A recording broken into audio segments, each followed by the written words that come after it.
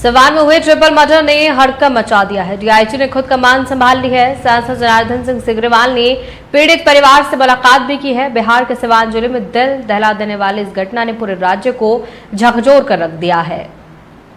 भगवानपुर हाट थाना क्षेत्र के मलमलिया में 3 लोगों की बेरहमी से हत्या कर दी गई है। इस हत्याकांड के बाद पुलिस प्रशासन में खलबली मच चुकी है। अब खुद सारण रेंज के डीआईजी नीलेश कुमार ने इस मामले की जांच की कमान संभाल ली है। सिवान के मलमलिया ओवरब्रिज के पास बीते दिन एक दिल दहला देने वाला खूनी संघर्ष सामने आया, जिसमें 3 लोगों की मौके पर ही मौत हो जाती है। 2 अन्य गंभीर रूप से घायल बताए जा रहे हैं। घटना को अंजाम देने वाले आरोपियों ने पीड़ित पक्ष पर पहले गाड़ी से कुचलने की कोशिश की और फिर तलवार से ताबड़तोड़ हमले कर दिए। घटना की जानकारी मिलते ही स्थानीय पुलिस मौके पर पहुंची, लेकिन अब तक बहुत देर हो चुकी थी। मृतक के शव को पोस्टमार्टम के लिए भेजा गया है। घायलों का इलाज अस्पताल में भर्ती किए गए, जहां पर इलाज के दौरान उनकी मौत हो गई। इस जघन्य हत्याकांड के बाद पूरे इलाके में तनाव का माहौल है।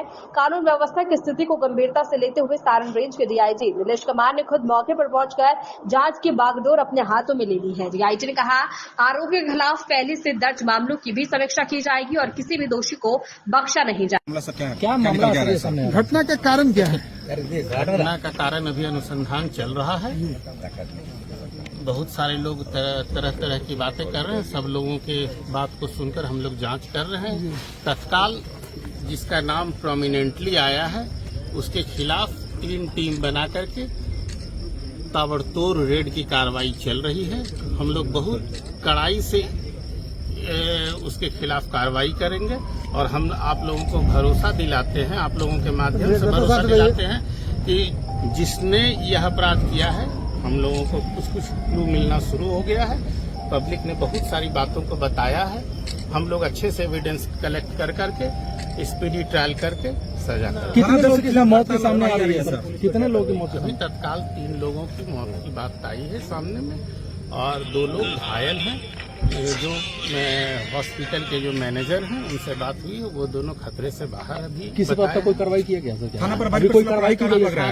थाना प्रभारी को निलंबित कर दिया गया है। एडिशनल एसएचओ को तत्काल प्रभाव दे दिया गया है और हम लोग इसमें एसआईटी का गठन करके हम लोग सीनियर ऑफिसर्स के सुपरविजन में हम लोग कार्रवाई त्वरित गति से और बहुत फर्मली करेंगे। केस के आईओ पे अब केस के आईओ इसके पहले भी एफआईआर दर्ज हुआ है, ऐसा बताया जा रहा है। सारे केस का रिव्यू हम खुद करेंगे इसमें। मैं खुद सारे केस का रिव्यू करूंगा।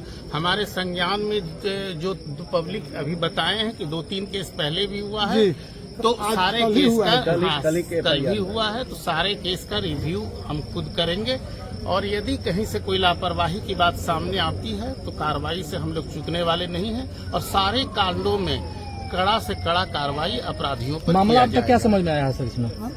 अब अनुसंधान, बहुत सारी चीजों को अनुसंधान के लिए छोड़ दिया जाता है। अनुसंधान की बातों को पब्लिक में बताया नहीं जाता है, जिससे अनुसंधान बाधित होने का संभावना रहता है। मेरे आदरणीय सांसद जी हैं सर, एक सर पहुंचे हुए सर घटनास्थल पर। सर मैं जा रहा था, वहीं से गाड़ी में टर्न किया और सीधे मलमलिया की तरफ रुक किया और फिर यहाँ आ करके जब हमने देखा तो ये हमें लगता है कि यह जघन्य अपराध है और जो किए होंगे वो सब के भी बुरे हाल होंगे। क्या मांग थी यहाँ के परिजनों की जिसके चलते अभी तक रोड जाम किया हुआ था? क्या कुछ सामने आया? नहीं, सारी चीज लोगों का जो डिमांड था कि उन पर कार्रवाई हो, सारे चीज वह कार्रवाई का काम शुरू होगा। लोगों का था कि पहले थाना प्रभारी को सस्पेंड हो, निलंबित हो। डीआई साहब एक शब्द देर नहीं किए, मेरी बात हुई, उन्होंने उसी समय कह दिया एसपी को निलंबित करो। निलंबित हो गया, दूसरा प्रभार में होगा और निलंबित ही नहीं रहेगा, उसको डिसमिसल के लिए मैं डीआई इसको स्वयं कहूंगा कि उसको डिसमिसल करिए और इस केस को कोई डीएसपी स्तर का अधिकारी एसआईटी गठित करा करके इस केस का पूरा छानबीन करे। सर अब सांसद परिजन जो लोग आए, जो बाहर से भी जो लोग आए हैं, इसमें जो बुलावे पर जो लोग कुछ क्रिमिनल आए हैं उनके ऊपर तक भी वो करवाई जाए, उनके ऊपर तक वह कार्रवाई का आंच जाए कि नहीं तुम भी नहीं बख्शे जा सकते हो। यह निश्चित रूप से होगा। परिजन सरकारी नौकरी की मांग कर रहे हैं। नहीं, यह तो देखिए यह सारी प्रक्रियाएं हैं। मैं व्यक्तिगत तौर से इसके लिए मुख्यमंत्री, उप मुख्यमंत्री, डीजीपी, यहाँ के माने मुख्य सचिव, ये सबसे मैं बात करूंगा, मिलूंगा व्यक्तिगत तौर से। आवश्यकता होगी तो परिवारजनों के साथ मिलूंगा। अभी 1-2 दिन तक अभी इस टाइप का माहौल है कि इस पर आगे कुछ चर्चा नहीं किया जा सकता है, लेकिन हमारे अंदर जो ज्वाला है वो ज्वाला को हम आपके सामने बखान नहीं कर सकते हैं।